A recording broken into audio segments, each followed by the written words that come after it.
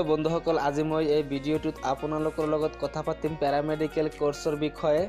তো বন্ধুসকল বলক আমি জানি লওঁ যে এই প্যাৰামেডিকেল কোৰ্সৰ বিষয়ে যে যিসকল ছাত্ৰ ছাত্ৰীয়ে আসাম প্যাৰামেডিকেল কোৰ্সৰ কাৰণে আবেদন কৰিছিল সেইসকল ছাত্ৰীৰ বাবে এটা ভাল খবৰ বা সুখবৰ এই যে ডিৰেক্টৰ অফ মেডিকেল এডুকেশ্যনে ইতিমধ্যে সেকেন্ড কাউন্সেলিং পাতিছিল আৰু সেই সেকেন্ড কাউন্সেলিংখন হৈ গৈছে 22 ফেব্ৰুৱাৰী 2019 আৰু এই তাৰিখে খানাপাৰা যিখন সেকেন্ড কাউন্সেলিং হৈ গৈছে প্যাৰামেডিকেলৰ কাৰণে সেই প্যাৰামেডিকেলৰ কাউন্সেলিংৰ ফাইনেল লিষ্ট ঘোষণা কৰিছে।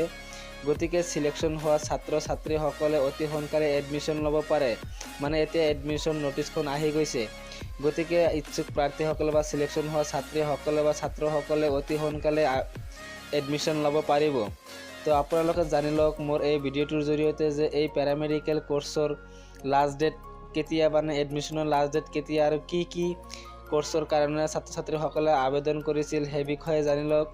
DMLT, DPT, ICU, DPA, OT technician, DEFA এইকেইটা কোৰ্সৰ কাৰণে ছাত্ৰ ছাত্ৰীসকলে আবেদন কৰিছিল আৰু DME ইতিমধ্যে এইকেইটা কোৰ্সৰ কাৰণে ছাত্ৰ ছাত্ৰীসকলক সিলেকশন কৰিছে, অৰ্থাৎ এডমিশনৰ বাবে ডিক্লেয়াৰ কৰিছে। মানে ছাত্ৰ ছাত্ৰীসকলে এতিয়া এইকেইটা কোৰ্সৰ কাৰণে এডমিশন পাব অসমৰ মুঠ 5টা মেডিকেল কলেজত।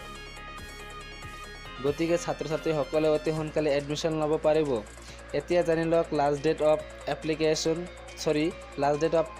Admission 8 March 2019। তো বন্ধুসকল ইয়াৰ বিষয়ে আৰু অধিক জানিবলৈ হ'লে আপোনালোকে মোৰ এই ভিডিঅ'টোৰ ডিসক্ৰিপশ্যনত যাব পাৰে।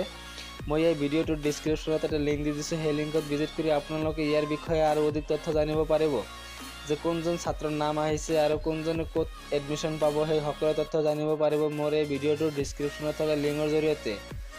তো বন্ধুসকল যিজন ব্যক্তি আজি মোৰ এইটো চেনেলত প্ৰথমে ভিজিট কৰিছে তেখেতক মই এটা ৰিকুৱেষ্ট কৰিম, আপোনালোকে প্ৰথমতে মোৰ এই চেনেলটো ছাবস্ক্ৰাইব কৰক আৰু নটিফিকেশ্যনটো অন কৰি থৈ দিয়ক যাতে মই আপলোড কৰা নতুন নতুন ভিডিঅ'বিলাক আপোনালোকে অতি সোনকালে পাই যায়। আৰু ভিডিঅ'টো যদি ভাল লাগিছে তেনেহ'লে লাইক কৰিব আৰু বেছি বেছিকৈ শ্বেয়াৰ কৰিব। Thank U.